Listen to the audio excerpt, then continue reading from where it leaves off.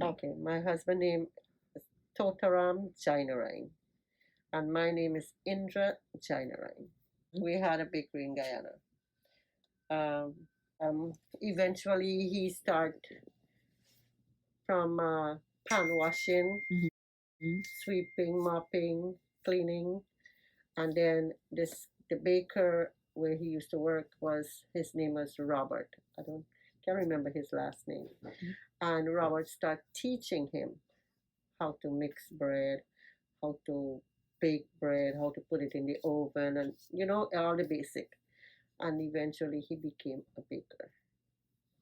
Then he started working for another bakery named Unique Bakery in Port Moran.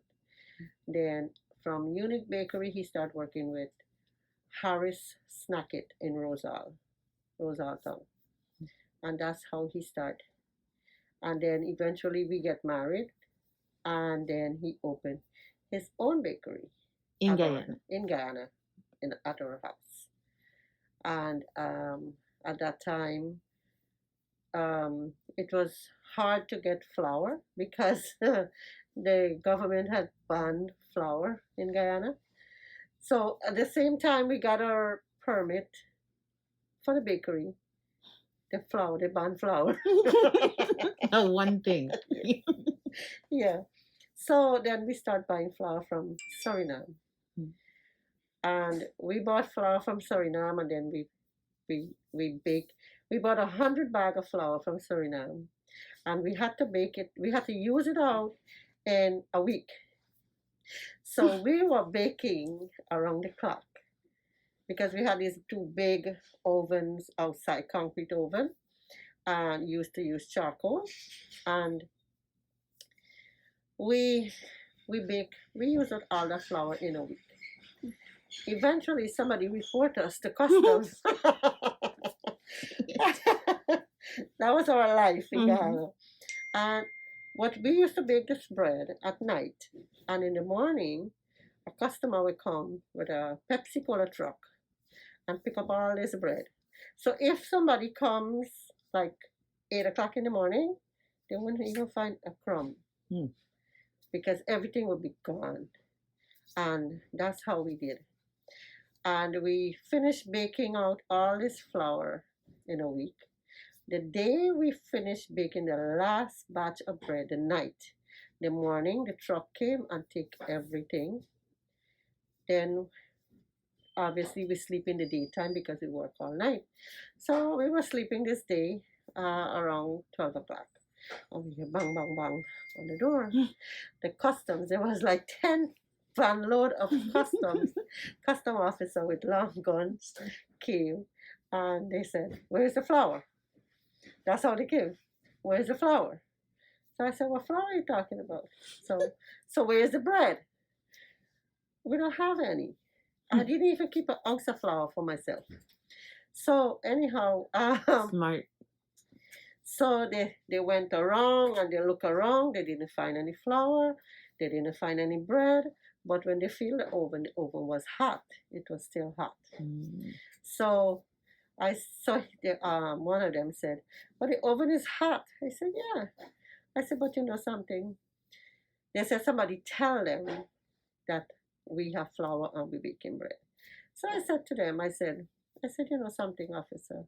You get the right information, but your timing is just so wrong." And he looked at me like this and he said, "What do you mean by that?" I said, "We finished baking out everything. You come late." Wow. And so they left and they go. And that's how we stopped baking in Guyana. Wow. And then we came over here. Then he was working with a lot of small West Indian bakery, Jamaican, Guyanese, Trinidadian, everything. But the last job he held was Palms Bakery on Lennox Road. And he worked with her until we opened this. In 1991, we opened this. On Labor Day. On Labor Day, yes. And that's how our story goes. And the first location was? It was 260 Utica. 260. We used to rent it. and then we eventually buy this, Mm-hmm. and then we move over here in 2002. Okay. We move over here. Wow. Yeah. And so you've So been getting a steady stream of business all those all years. these What do you years. think is making them come back?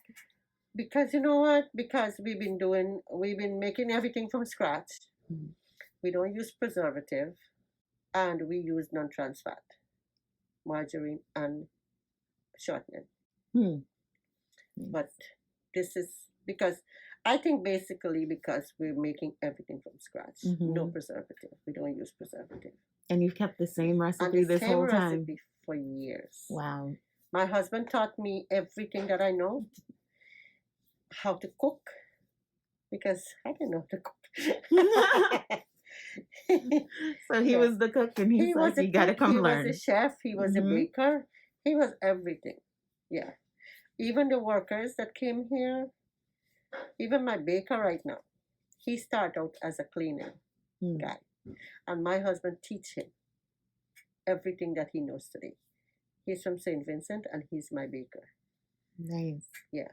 And how long's he been with you? Oh my God. Long since I'm on the other side. Wow. Yes. Wow. So Mhm. people not only come as customers and Okay. come back, No. people stay as employees too. Yes. All right. Mhm. It's like a Yeah. family business, even if you're Yes. not actually from the family. Right. But we keep everyone close. Mm-hmm. We bond as a family. Yeah, Nice. in here. Yeah, I know in the summertime you Yeah. guys you stay open late. I know Right? I've come from fets and come Yeah, see the come. smoke coming out. So Yeah, we do the jerk chicken Thursday, Friday, and Saturday. mhm. Yeah. Jerk And chicken from a Guyanese bakery. yeah. Mhm. And I make all my seasoning myself. Nice. I Yeah. season my chicken. I do everything myself. I make everything from scratch. Yes. Wow. Everything from scratch. So how long do you work in a day if you're doing everything from scratch? I don't even count the hours. I don't think they have enough hours in the day for me. But at some Yeah. point you sleep. Yes. Yes. At some point, if I get like 2 hours, 3 hours sleep, I'm okay.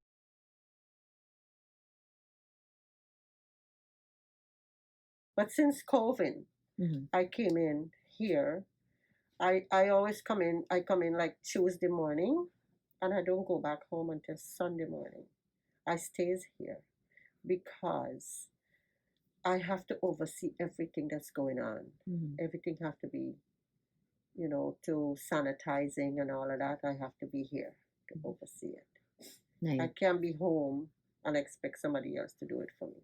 Mhm. I do it myself. Yeah. Wow.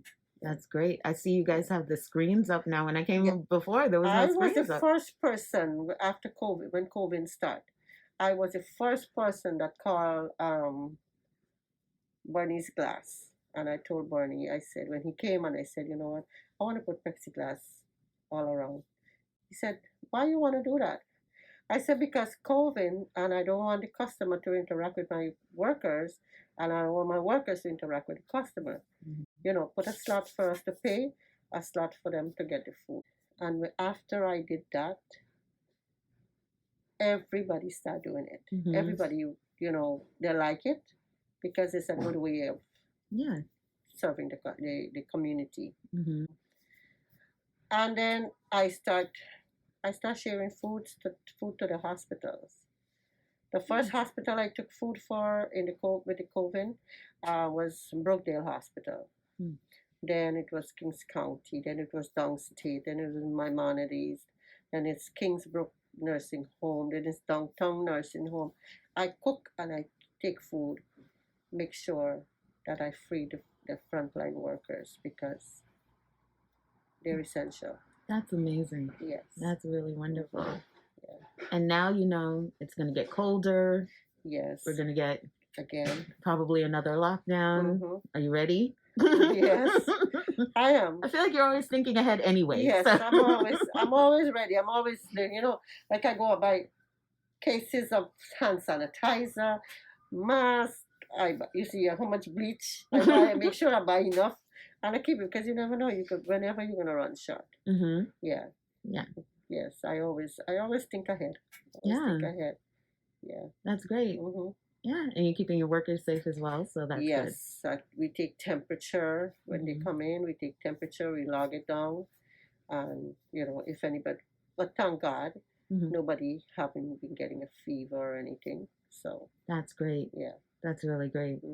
It's important, especially now. Yes. Yeah. Very important. But you're still Yeah. keeping the family vibe. Yes. Even with all the COVID and the plexiglass and the mask, you still feel like it's still family. Yes.